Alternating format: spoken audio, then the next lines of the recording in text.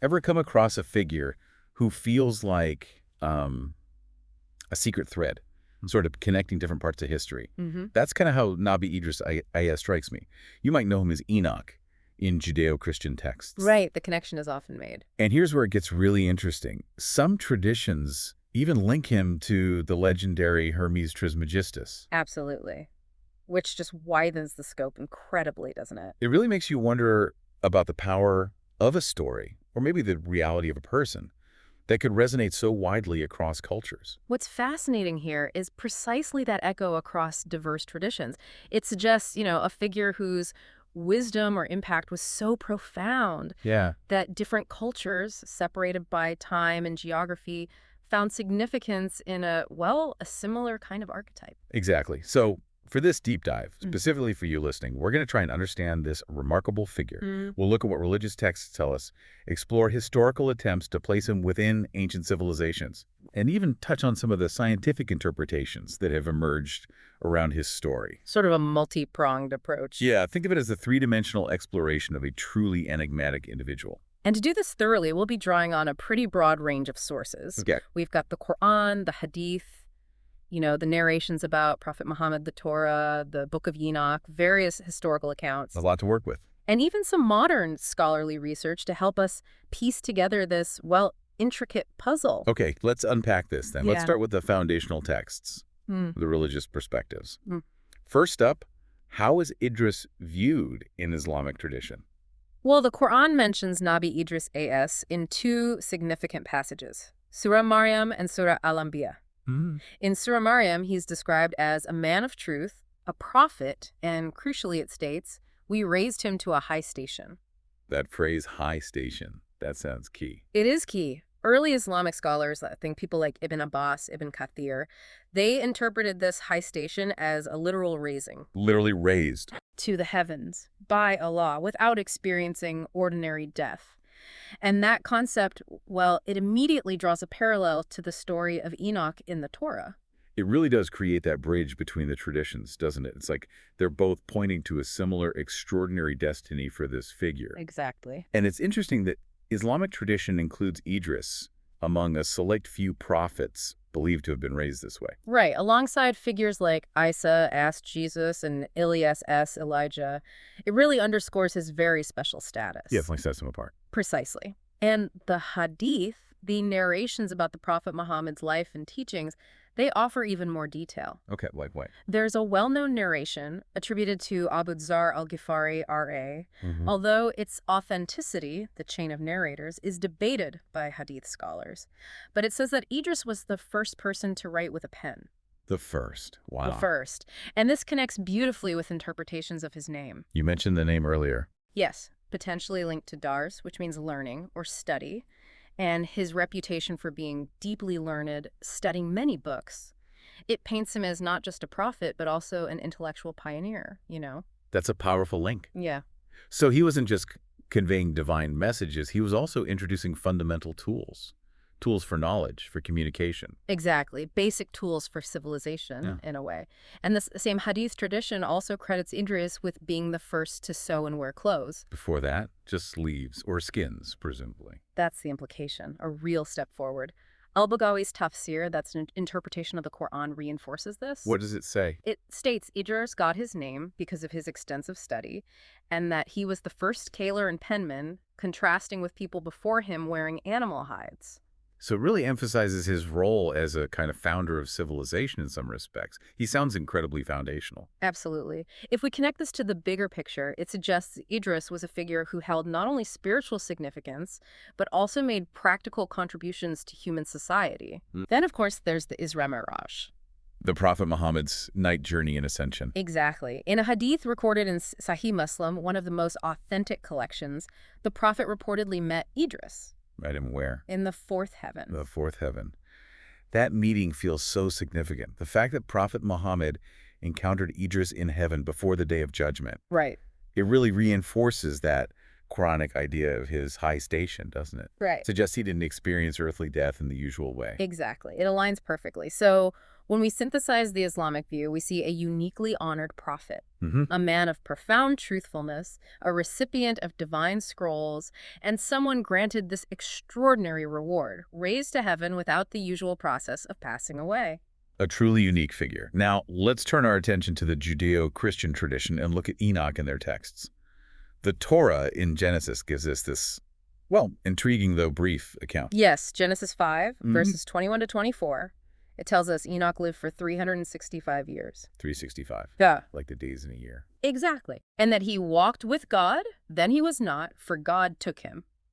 That simple phrase, God took him, has inspired centuries of interpretation. I can imagine. The 365 years is also seen by some as symbolic, possibly linked to the solar calendar, hinting at maybe an early understanding of celestial cycles. And that phrase, walked with God. It strongly implies a deep, consistent piety, a close relationship with the divine. It's amazing how much meaning is packed into those few words.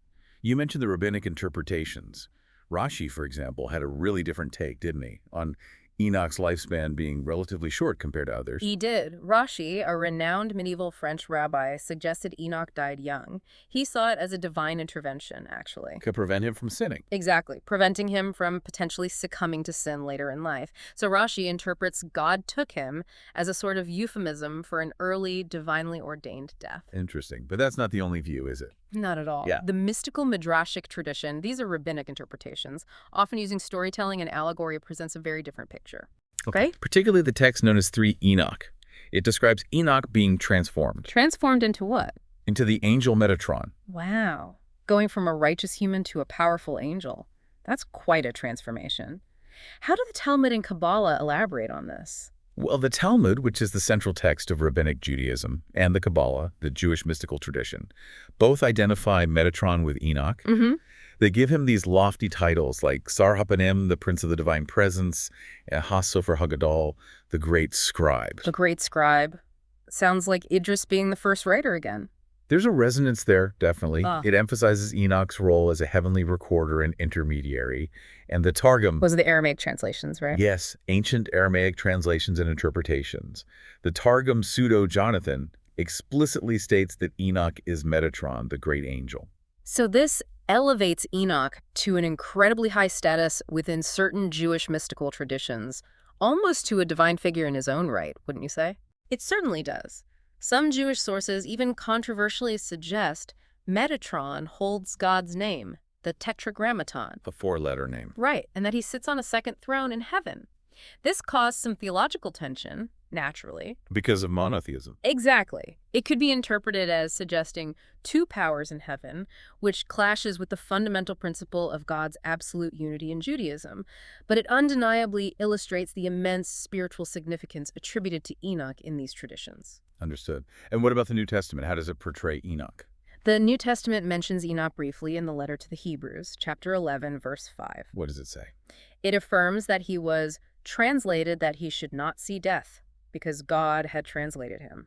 It echoes the Torah's account of him being taken by God. So, consistency there. Yes, and interestingly, the Epistle of Jude actually quotes a prophecy attributed to Enoch. It quotes him. Yes, referencing the book of 1 Enoch. This indicates that early Christians were familiar with and even considered Enochian literature to hold some authority. It's fascinating to see this consistent thread across Judaism and Christianity of Enoch's unique departure from the world. Now, let's try and bridge these Abrahamic views with the Islamic perspective by looking at how early Muslim scholars interpreted these connections. Okay. Well, there was a strong consensus among many early Muslim scholars, influential figures like Ibn Ishaq, Tabari, Masudi, Ibn Kathir. Big names. Big names. They identified Idris with Enoch, which is the Arabic rendering of Enoch. So they saw them as the same person early on. Yes, this early attempt to harmonize Quranic and biblical narratives is quite remarkable.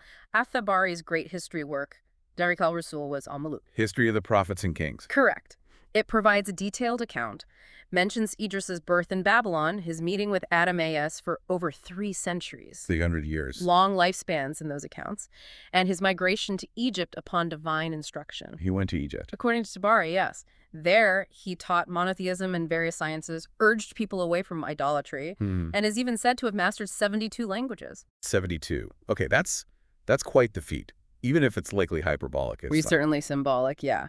But it paints this picture of Idris as a universal teacher, a communicator. definitely. And those Qisas al-Anbiya, the popular stories of the prophets in Islamic tradition, they offer even more vivid details, don't they? They do. They often depict Idris preaching by the Nile, offering balanced advice. Like what kind of advice? Things like, live for your Lord, strive against your desires, and do not forget your portion in the world.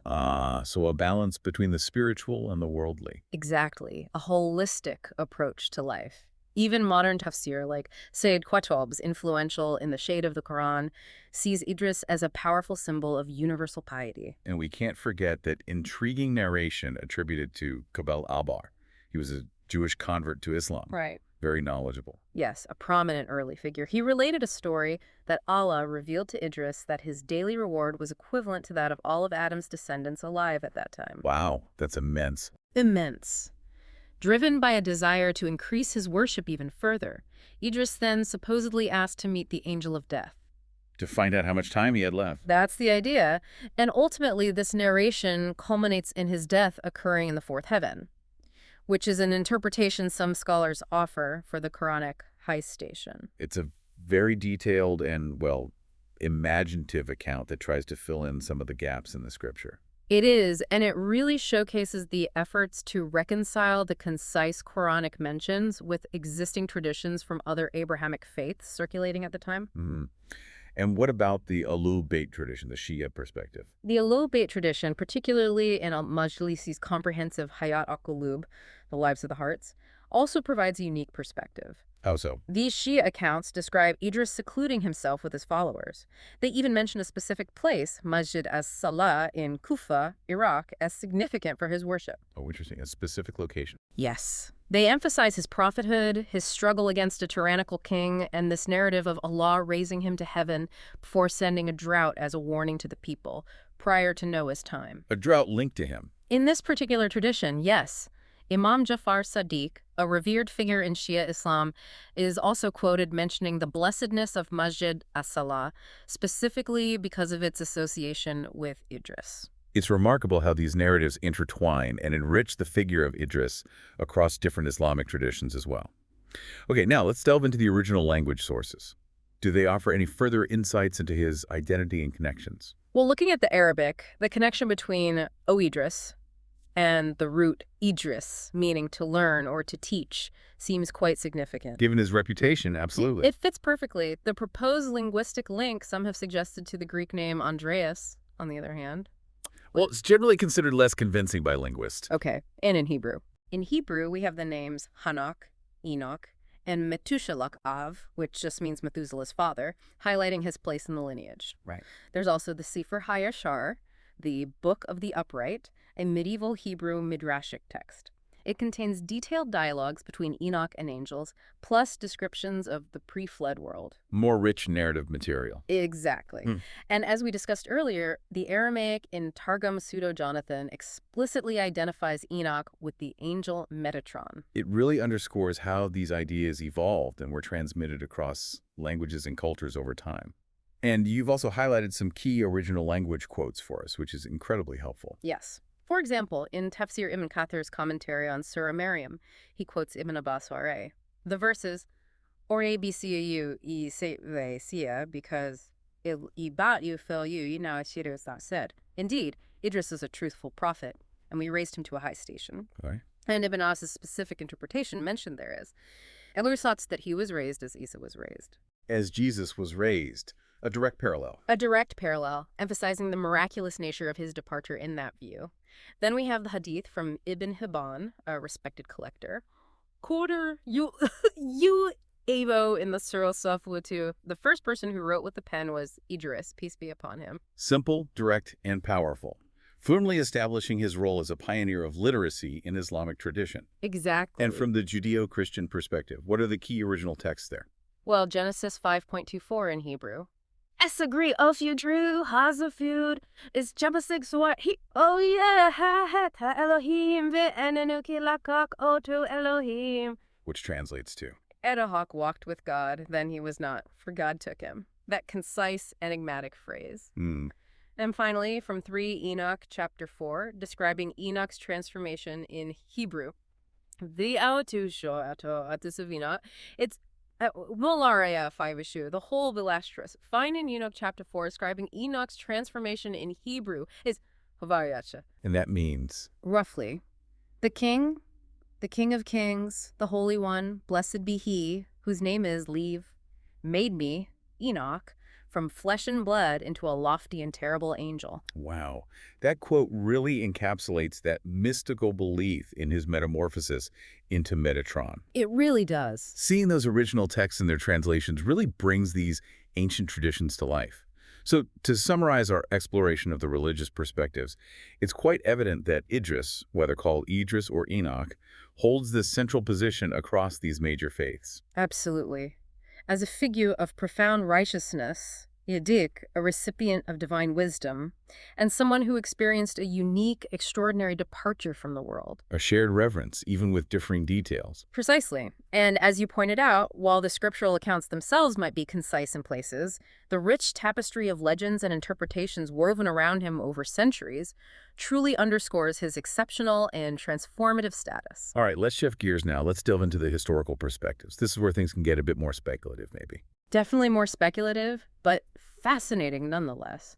We're trying to see how different cultures had tried to anchor this figure within the timeline of ancient civilizations. Okay, so what's the first challenge? The timing. Exactly.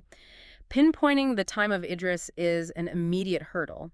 As we've discussed, the general consensus within religious traditions places him firmly in the antediluvian period. Before the great flood of Noah. Right. The genealogies in both Islamic and Judeo-Christian texts consistently list him as the 7th generation descended from Adam. The 7th generation, that's specific. It is. Now, if you were to take the lifespans of these patriarchs in the Torah, literally, which are incredibly long. Extremely long, it would place the flood around 1656 years after creation, making Idris a significant figure in that very early epoch. But modern historical scholarship sees those ages differently, right? Generally, yes. Modern historians often view these extended lifespans as symbolic, maybe representing dynasties or clans, or perhaps as indicators of incomplete or telescoped genealogies, not literal biological years. Right, those lifespans are certainly beyond our modern understanding of human biology. So given that challenge, how have historians and scholars attempted to connect Idris with actual historical figures from the ancient world? Several intriguing hypotheses have emerged over time. One really compelling link is the proposed connection between Idris Enoch and Enmeduranki. Enmeduranki, Sumerian. Yes, a legendary Sumerian king of Sippar. He appears in the Sumerian king list as the 7th ruler before their great flood narrative. The 7th, just like Idris Enoch. Exactly. And Enmeduranki was said to have been taken to heaven by the Mesopotamian gods Shamash and Adad. Taken to heaven. And granted knowledge of celestial and earthly secrets. The parallels are quite striking. 7th before the flood, divine ascent, reputation for astronomical and esoteric knowledge. That is a fascinating parallel. It makes you wonder if there was a shared cultural memory of a particularly wise pre-flood figure that manifested differently in these early civilizations. It's certainly a thought-provoking connection. But it's important to remember, this relies on linking figures from different legendary traditions. There isn't concrete archaeological or textual evidence directly tying Enmeduranki to Idris or Enoch. Got it. Speculative but interesting. What about the connections to ancient Egypt? Those seem persistent too. They are. In later medieval Arab legends, we encounter the figure of Saurid bin Salhuk. A Saurid. A supposed pre-flood king credited with building the Giza pyramids. He built the pyramids before the flood. According to these legends, yes. As a way to preserve knowledge in anticipation of a coming deluge, the historian Al-Makrisi specifically identifies this Saurid with both Hermes and Idris. So linking all three. Yes, stating he inscribed astronomical records and other vital knowledge within the pyramids to ensure its survival. Now, this account is clearly rooted in folklore, right, but it reflects a medieval Islamic understanding of Idris's association with ancient Egypt and the preservation of wisdom. And remember, Tabari's earlier account of Idris migrating to Egypt and mastering 72 languages. Yes, that adds to the Egyptian connection. It does. And considering that the time frame often associated with Enoch Idris, maybe the 4th millennium BC, coincides with the early development of major civilizations in both Mesopotamia and Egypt. Right, a crucial period. It raises the question, Could the influence attributed to Idris somehow be reflected in the intellectual or technological advancements of those nascent societies? It's a big what if, but it sparks the imagination. It definitely does, thinking about the origins of knowledge and civilization. Now, shifting to a more purely archaeological perspective, what can we realistically say about a historical Enoch based on physical evidence? Well, from a biblical archaeology standpoint, directly identifying a historical Enoch through archaeological finds is incredibly challenging. Why is that? Primarily because we're discussing a period largely before the development of widespread writing systems. Sumerian cuneiform, the earliest known writing, didn't emerge until around 3200 BC. So, no contemporary records from his time. Very unlikely. However, oral traditions can be remarkably resilient, lasting for centuries, even millennia. True. And we have the extensive Book of 1 Enoch. It's believed to have been compiled much later, maybe between 300 and 100 BC. Okay. But it contains very ancient traditions that could potentially date back to the first millennium BC or even earlier. So later writings preserving older ideas. Possibly. Its astronomical book, for instance, has detailed descriptions of celestial movements and advocates for that 364-day solar calendar. Which you mentioned reflects real astronomical knowledge and debates of the time. Exactly. It reflects knowledge aligning with Babylonian practices and the calendrical systems found later at Qumran among the Dead Sea Scrolls. And speaking of the Dead Sea Scrolls, The discovery of Aramaic fragments of the Book of Enoch among the scrolls, dating back to the 3rd century BC, is crucial. It demonstrates that these traditions were in written form at a relatively early stage. so while we might not have a contemporary inscription saying this is Enoch's workshop, Unlike these later texts might still hold echoes of much older cultural memories and traditions about him. Now, what about that interesting identification of Idris with the figure of Hermes Trismegistus? That sounds like a whole other layer. it is.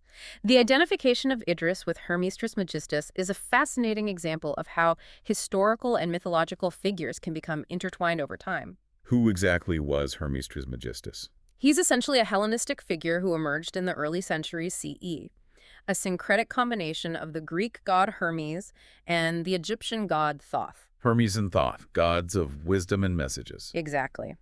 Now, while the main body of Hermetic writings, like the Corpus Hermeticum, dates to the early centuries CE, many influential Golden Age Islamic scholars, the Ikhwan al-Shafa, the Brethren of Purity, the mystic Ibn Arabi, they believed the original Hermes was actually the pre-flood prophet Idris. They thought Idris was the first Hermes. They did. They even proposed a concept of 3 Hermes. Yes. The first being Idris before the flood, credited with the pyramids and ancient wisdom. A second Hermes appearing after the flood in Babylon. And a third being the well-known Greek-Egyptian philosopher associated with the Hermetic texts. That's complex. Did other historians mention this? Yes, Arab historians like Said al-Andalusi and Saik al-Mufid discuss this 3 Hermes concept. Is there any historical Egyptian figure they tried to link him to? Well, we do have the historical figure of Imhotep. The architect of the Step Pyramid. Exactly, Djoser's architect around 2600 BC. He was later deified as the Egyptian god of wisdom and medicine. Some have speculated about a link between Imhotep and the memory of Idris or Hermes. But it's speculative. Highly speculative. There's no direct proof. It seems more likely that the figure of Idris Enoch became a kind of umbrella identity in later traditions, absorbing various ancient wise figures associated with knowledge and esoteric arts. It's almost as if Idris became this legendary archetype onto whom different cultures projected their ancient wisdom traditions. Okay, let's broaden our view now and consider the wider context of Idris's supposed time within the framework of ancient civilizations. Right. Based on those genealogical accounts, Idris is placed firmly in the antediluvian period. That pre-flood era, often depicted as having long lifespans. And in some accounts, advanced civilizations that were ultimately destroyed. Archaeologically, this time frame loosely aligns with the late Neolithic to the early Bronze Age, roughly 5000 BC down to maybe 3000 BC. So thinking about that vast period, what specific historical contexts or developments might resonate with the Idris narrative? Several possibilities arise. You have the Mesopotamian Ubaid period and the early Sumerian period, roughly 5000 to 3000 BC. What was happening then? This is when we see the rise of the earliest cities, Eridu, Uruk. Groundbreaking inventions like the wheel, the very early stages of writing. And the Sumerian antediluvian kings fit in here. Yes, figures like Enigmatic we mentioned. It's conceivable, perhaps, that the tradition of Idris being the first writer could place him at that pivotal point, right at the transition from purely oral to written knowledge. Marking the dawn of written history, maybe. What about Egypt in that time frame? In Egypt, you have the pre-dynastic period, also around 5000 to 3100 BC. This coincides with the legendary arrival of Idris in some accounts. The later identification of Idris with Egyptian deities like Osiris or Thoth, the god of knowledge, during this era is also intriguing. This period saw significant social and technological development along the Nile, leading ultimately to the unification of Egypt around 3100 BC. So you could speculate. You could speculate whether the teachings of Idris, if such a figure existed then, are somehow reflected in the later development of hieroglyphs or the myths surrounding Thoth, the god of writing and wisdom. Faint echoes, maybe? It's like trying to decipher those faint echoes from a very, very distant past. What about other parts of the ancient world during this vast time frame? We tend to focus on the Near East. True. While the primary focus in the Abrahamic traditions is the Near East, it's worth noting the 4th millennium BC also saw significant developments elsewhere. Like where? The rise of the Indus Valley civilization, the early stages of Chinese civilization, and these regions have their own ancient legends of wise figures. Oh, parallels. Interesting parallels, yes. Figures credited with teaching writing or ascending to the heavens, like Fuxi in Chinese mythology.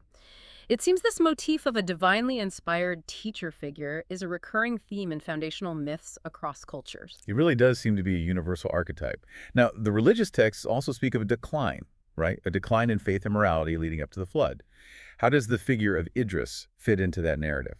The tradition holds that while Adam and Seth initially taught pure monotheism, deviations and the emergence of idolatry began to occur by the time of Idris. So things were starting to go wrong. According to the narrative, yes. A hadith even mentions 10 generations between Adam and Noah adhering to monotheism, but then shirk polytheism began after righteous individuals died. Statues were made in their memory. And those statues eventually became worshipped. That's the traditional explanation.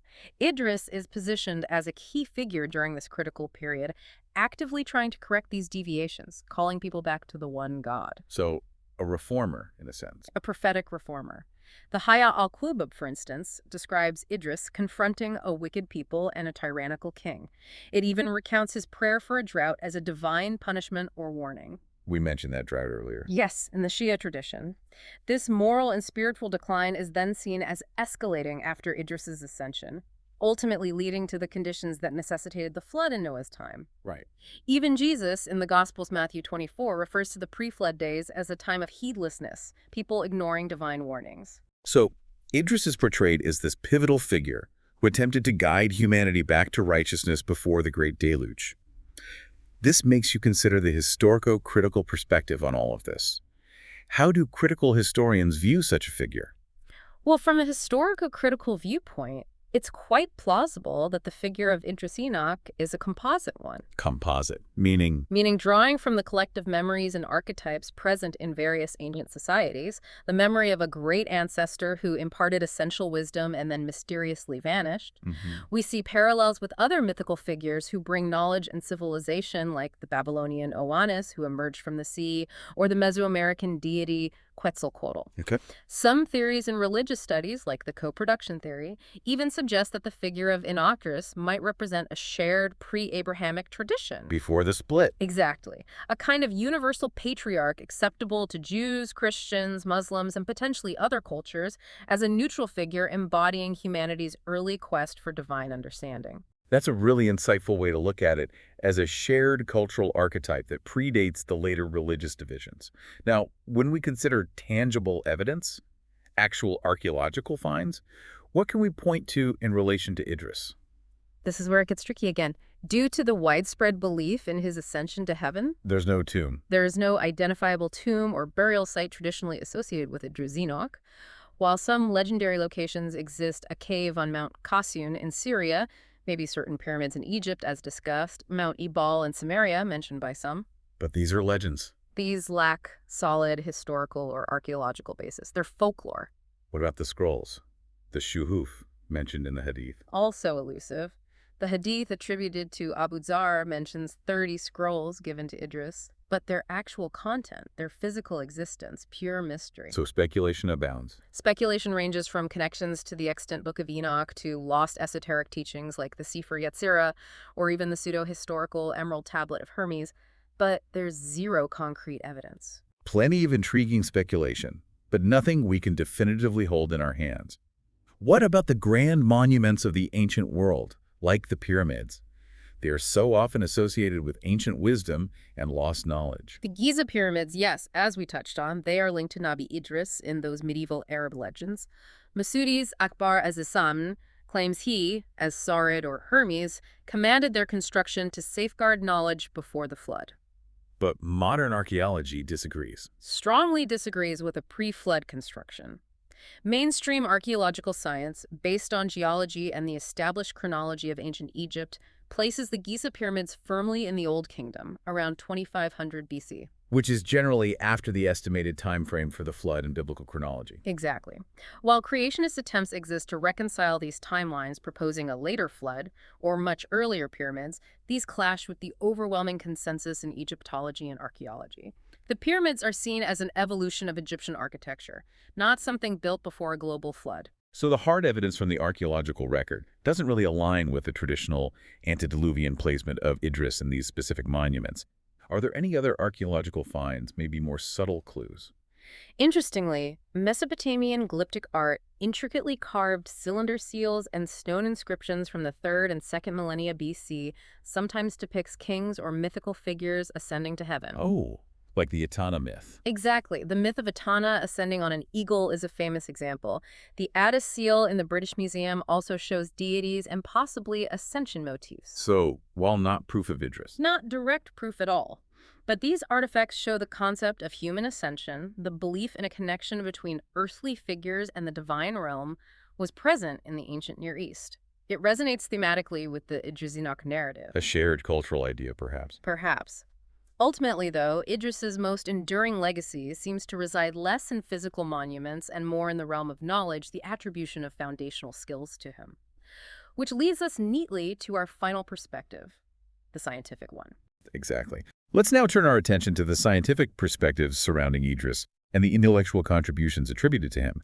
This is where we explore his image not just as a religious figure, but potentially as a very early pioneer of what we might broadly consider science. Right. The Islamic tradition, as we've discussed, widely recognizes Nabi Idris as a foundational figure in several fields, most notably astronomy, ilm al-falak, but also mathematics and, of course, writing. And this aligns well with Enoch in the Book of Enoch receiving cosmic knowledge. It aligns remarkably well. Modern Muslim scholarship continues to explore this. For instance, a 2024 article in the Journal of Islamic Astronomy, Al-Hilal by Fazza and Yakin, emphasizes Idris as a key founder of astronomy. They attribute this to his divine proximity and his mastery of what they call high sciences. High sciences. And they even propose an interesting interpretation of that Surah Maryam verse about his ascension. The high station verse. Yes, they suggest it could be seen not just as physical elevation, but as a metaphorical elevation of knowledge itself. That's a really thought-provoking interpretation, the ascension, as symbolizing intellectual and scientific advancement. And as we touched on earlier, the Judeo-Christian tradition also strongly emphasizes Enoch's connection to astronomical knowledge, right? Absolutely. The astronomical book, a major part of 1 Enoch, explicitly states Enoch received direct instruction on the movements of the sun, moon, stars. In the calendar. Yes, it indicates his understanding of that 364-day solar calendar, distinct from the more common 354-day lunar one. The historical debates in ancient Judaism about solar versus lunar calendars, remember, the Qumran community used a solar one, show how important this was. So Enoch is portrayed almost as an early scientist. In a way, yes. A calendar expert, an astronomer, likely skilled in the mathematics needed for calendrical calculations. It's almost as if these ancient figures are being credited with a foundational understanding of the cosmos itself. How does Islamic tradition further elaborate on Idris's role in developing astronomy? Well, in Islamic tradition, the emphasis on Idris's astronomy is often linked conceptually to its practical applications for religious observance, determining prayer times, fasting dates, though the formal systems came much later. Okay. Interestingly, prominent scholars like Ibn Hibban and the mystic Ibn al-Arabi also mention Idris's mastery of Nujum astrology and his Sab calculation. Astrology, too. Yes, in the ancient sense where astronomy and astrology were often intertwined. One source explicitly calls Idris the first to observe stars systematically and formulate astrology. The Hadith of the Day website, discussing the writing and scrolls narration, adds his understanding of astrology and math, citing Tafsir Ma'ariful Quran. So it builds this picture of him as a kind of universal scientist of the antediluvian world within Islamic thought. Pretty much, not just a prophet conveying messages, but this figure of immense intellectual capacity laying groundwork for various disciplines as understood back then. And this image of a prophet scientist seems to hold a particular resonance, even for modern Muslim scholars, you mentioned. It does. Scholars like Novi Arizatul Mufido, in a 2020 Islamic Review article, analyze Idris specifically through the lens of science-religion integration. How so? By examining his portrayal across scriptures and his strong link to astronomy, they conclude that these traditions actually support developing scientific knowledge, and that science can, in turn, deepen faith. So Idris becomes a model for harmonizing faith and reason. In this view, yes, his story serves as an early inspiration for that modern endeavor, sometimes called the Islamization of knowledge. That's a powerful idea, seeing this ancient figure as a model for integrating faith and reason. Now, when we look at some of the more extraordinary aspects of the Idris narrative, the ascension, the transformation into an angel, how do modern scientific interpretations approach these? Well, viewed through a purely modern scientific lens, these supernatural aspects are naturally challenging. They lie outside current empirical observation and known scientific laws. Right. However, some attempts are made to find metaphorical meanings or sometimes highly speculative explanations, for instance, his longevity. The 365 years. Right. While still far beyond current lifespans, it's less extreme than Methuselah's age in the Torah. Some suggest symbolism, maybe different calendar systems. Biological studies on longevity genes exist, but applying that to the ancient past is pure speculation. And 365 might just symbolize a complete cycle of knowledge, like the solar year. So symbolism is a strong possibility. What about the really extraordinary event, the ascension to heaven? That's particularly difficult for current science. Concepts like wormholes or parallel dimensions, they exist in theoretical physics, but they're just hypotheses, not verified. So sci-fi territory, basically. Pretty much. Linking ascension to unknown cosmic phenomena is far outside the scientific mainstream. From a religious perspective, of course, miracles like Prophet Muhammad's Isra Miraj provide a theological framework. So theologically possible via divine intervention, but scientifically unexplained. Exactly. The realms of scientific explanation and the miraculous, as described in religious traditions, naturally diverge at points like this. Understood. There's also this recurring, intriguing idea of Idris being connected to a lost, advanced antediluvian civilization. Almost like a figure from Atlantis or something. Yes, that theory of a global knowledge heritage from a pre-flood civilization, Atlantis, Lemuria, etc., sometimes includes Idris as a key figure who preserved ancient wisdom. Are there books about this? Oh yes. Books like David Hatcher Childress's The Lost Pillars of Enoch propose mysterious pillars holding secrets of antediluvian technology. These ideas capture the imagination, definitely. But not in mainstream science or history? Not at all. They reflect a persistent human fascination with cyclical history, lost golden ages. Right. Modern science, in contrast, focuses more on detailed philological and comparative study of the actual Idris-Enoch textual traditions. So studying the texts themselves. Right. There's a vibrant field of Enochic studies in Western academia, boosted by the Dead Sea Scrolls and Enoch's role in early Judeo-Christian thought. And interestingly, in the Islamic world, there's growing interest in science-faith integration, with some Muslim astrophysicists finding inspiration in Idris as a prophet-scientist archetype.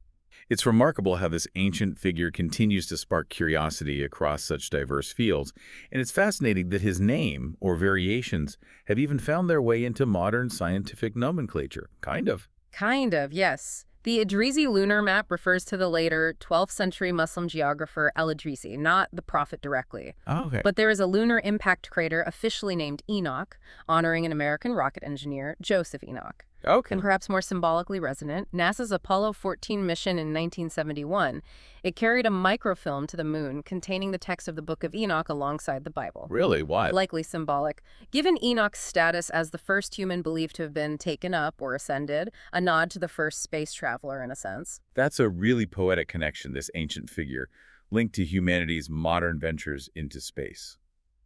Now let's circle back quickly to Idris and ancient civilizations from the perspective of scientific archaeology. Right. As we discussed, the legendary link between Idris, as Sorid Hermes, and building the Giza pyramids isn't supported by scientific archaeology. Because of the dating. Exactly. Yeah. Geological dating, Egyptian chronology placed the pyramids firmly in the Old Kingdom around 2500 BC, which doesn't fit a pre-flood timeline based on standard interpretations.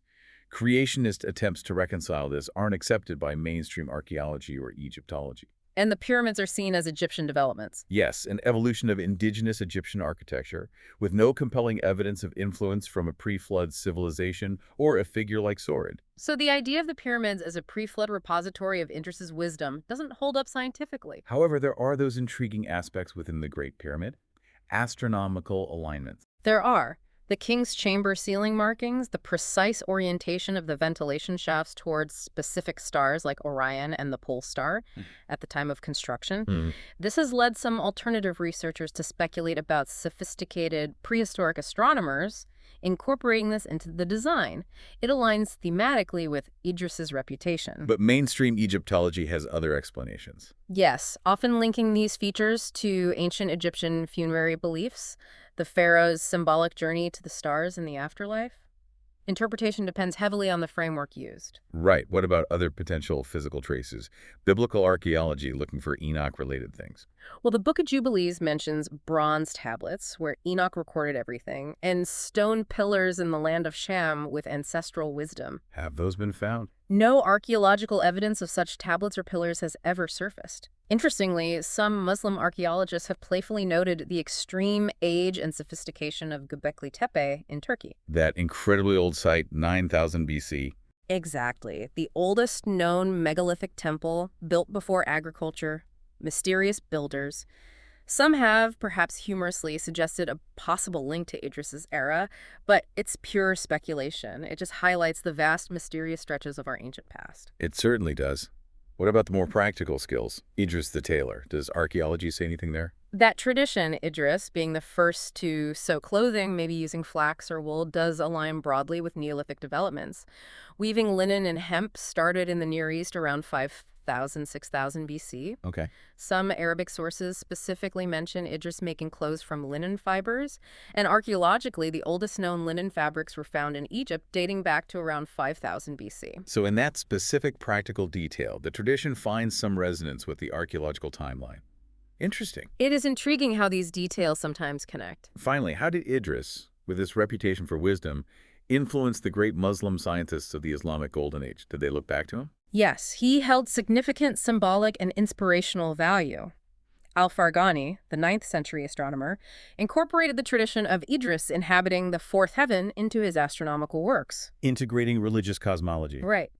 Jabir ibn Hayyan, the central figure in early Islamic alchemy, often referred to Hermes Idris as a foundational teacher of wisdom.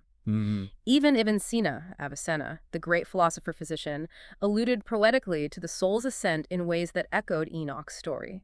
More broadly, Idris helped legitimize pursuing knowledge and philosophy as harmonious with faith. The Ikhwan Shafa, the Brethren of Purity, even called him Abu al-Hukama, the father of philosophers. So he wasn't just a distant religious figure, but a source of inspiration, an intellectual ancestor for them. And what's the final critical scientific perspective on this whole enduring enigma of Idris? Well, from a critical scientific perspective, the possibility remains that Idris Enoch is ultimately a composite figure, maybe even largely symbolic, developed over time to fill genealogies, embody the ideal wise ancestor. So secular historiography might see him more as myth. Primarily, yes, especially given his place in pre-flood narratives. However, just dismissing the rich traditions surrounding him means losing valuable context from ancient religious and cultural literature. You lose the story. You lose the story and its influence. Modern religious studies scholars are fascinated by how the Idris Enoch legends were shaped by the interactions between Judaism, Christianity, and Islam over centuries. As scholar Gillian Stinchcombe argued recently, Idris is a compelling example of the shared heritage of these faiths. He functions not as an exclusive claim, but as a universal figure predating their divisions, representing a fundamental human aspiration for divine wisdom. It's a fascinating socio-religious scientific take, Idris, as a product of cross-cultural collective memory. It's truly incredible how many different angles we can explore this one figure from. So as we bring this deep dive to a close, what are the key insights we can take away about Nabi Idris A.S.? Well, we've certainly seen he's a remarkably multifaceted figure, religiously deeply revered across Islam, Judaism, Christianity, a prophet of profound truthfulness. A deek experiencing a unique divine elevation, even if the narrative details vary. And historically, while definitive proof is elusive, the persistent attempts to connect him with ancient figures like Enoch and Hermes show his enduring influence on cultural myths about knowledge origins and ancient monuments. Absolutely. And from a scientific perspective, Idris stands as this potent symbol, doesn't he? A symbol of the potential unity between faith and knowledge. An archetype of the first believing scientist, credited with advancements like writing and astronomy, and inspiring later classical Muslim scientists. It's almost as if his story offers this powerful insight, maybe semi-academic even, Yeah. about the early link between civilization's progress writing, astronomy, clothing, and divine guidance. Right. And it presents this interesting contrast, too. Knowledge without a moral compass maybe leading to ruin, thinking of the post-Idris era leading to the flood, versus knowledge used to understand God, elevating humanity, symbolized by Idris's ascension. Exactly. A powerful dichotomy. And for you, the listener, someone seeking to learn and understand, the story of Idris carries, I think, a timeless and integrated message. Which is? To study deeply, like his name suggests, to uphold truthfulness in your endeavors, to contribute creatively to society's advancement, and crucially, to maintain that connection to the spiritual dimension of life. The balance. A balance. His enduring relevance lies in that potential harmony between knowledge and faith. A balance his remarkable story seems to exemplify. It really does make you wonder, doesn't it? Could this enduring cross-cultural fascination with a figure like Idris point to something fundamental?